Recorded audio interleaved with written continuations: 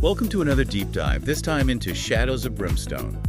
We'll be unearthing the secrets within this rulebook for City of the Ancients. If you're ready to really inhabit this world, well, you've come to the right place. And what a world it is. Just picture it. The American Southwest back in the 1880s. Think about those boom towns, like Brimstone, driven by the frenzy of a new discovery. Classic Western setting, right? Exactly.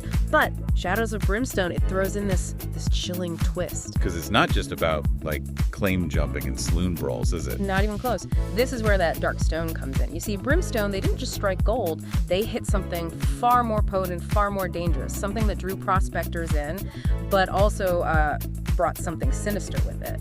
Yeah, and the rulebook, it doesn't hold back. That cataclysmic explosion, demons pouring out of these portals, townsfolk fleeing in terror. It's a wild ride. Oh, absolutely. It grabs you from the get-go. But the real genius is how that event, it sets the stage, Right. It's not just a game. You're stepping into the aftermath of, a total catastrophe. Exactly. Some folks, they chose to run, but others, they stayed to fight. Those are our heroes, the brave souls heading straight into the mines to confront the horrors head on. Now that's what I'm talking about. But before we go spelunking into the gameplay, I'm curious about those heroes.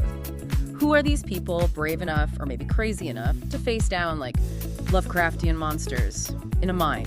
Well, the rulebook does a fantastic job with these classic Western archetypes. You've got your U.S. Marshal trying to uphold the law in a town gone haywire. And then there's the saloon girl, tough as nails, resourceful, using her wits to outsmart the creatures of the dark. Okay, so it's more than just picking a character. It's like stepping into their boots. Exactly. Each archetype, from the bandito to the gunslinger, it's not just a collection of stats. The rulebook gives them depth. Backstories, motivations, things like that. I love that. It's like you're really inhabiting the role. And speaking of stepping into their boots, what about the gear? You can't fight off otherworldly horrors with just a 6-shooter, can you? You're telling me. The rulebook goes deep on the gear. Revolvers, rifles, sure, but even mining tools become weapons against the unknown. Lanterns, dynamite, even the mundane stuff takes on a whole new meaning. It's all about resourcefulness, right? Absolutely. And remember, Shadows of Brimstone, it's cooperative.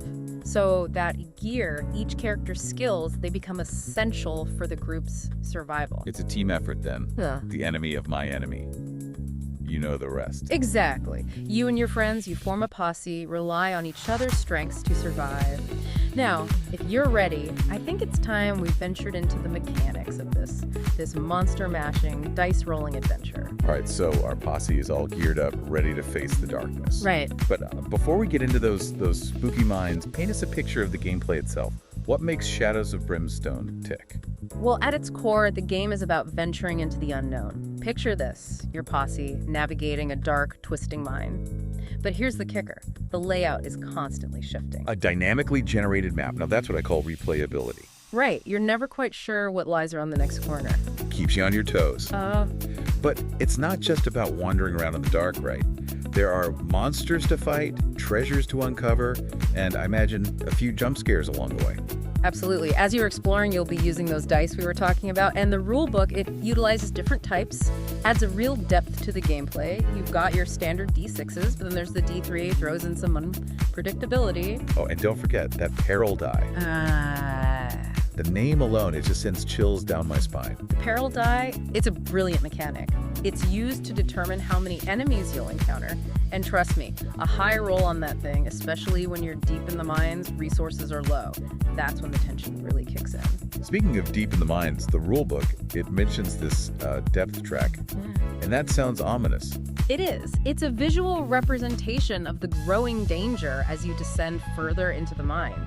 Basically, the deeper you go, the closer those forces of darkness get to, breaking through. So it becomes a trade-off. Risk venturing further for greater rewards, or play it safe and maybe miss out on some valuable resources. Exactly. There's that push your luck element that I think adds a lot of excitement to the game. What happens if that darkness gets too close? Does the world just get swallowed up?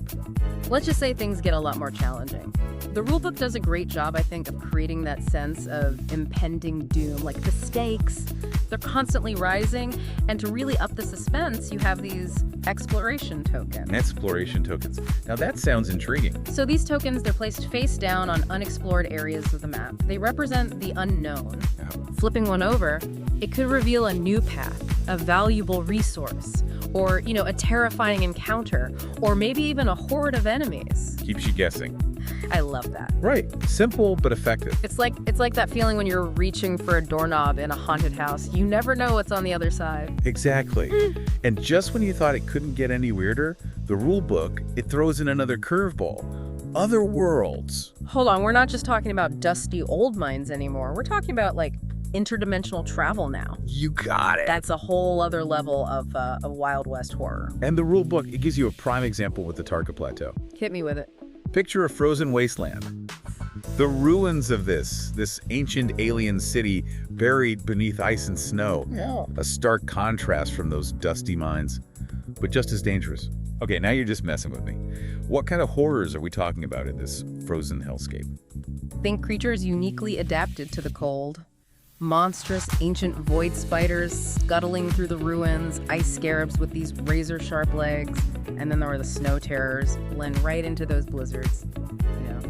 Sounds like I'd need more than a warm coat and my trusty six-shooter to survive in that place. Oh, absolutely.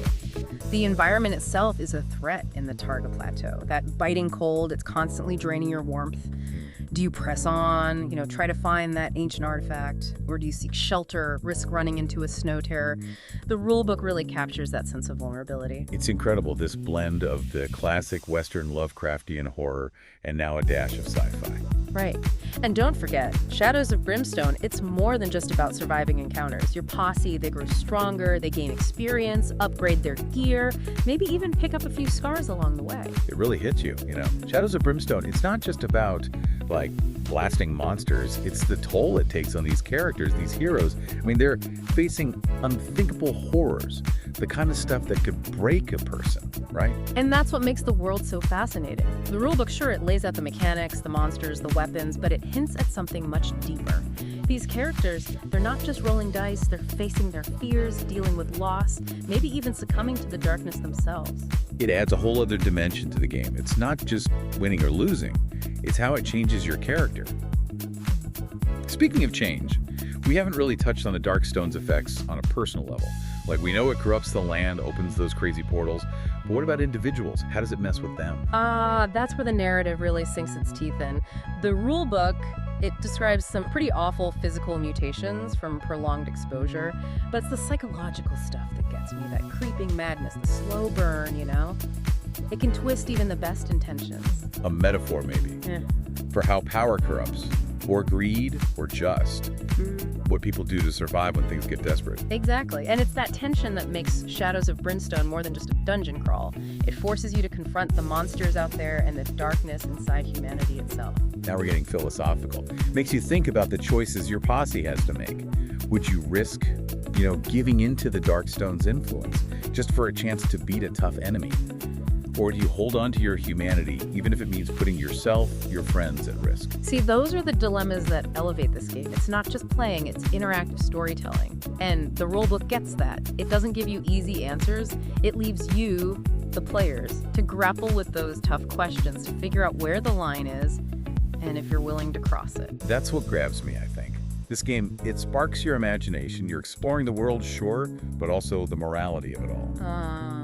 Well, folks, looks like we've reached the end of our deep dive into Shadows of Brimstone, City of the Ancients. We've explored the setting, the mechanics, even some of those darker themes that make this game so compelling. Brave heroes, terrifying monsters, the ever-present threat of the Darkstone.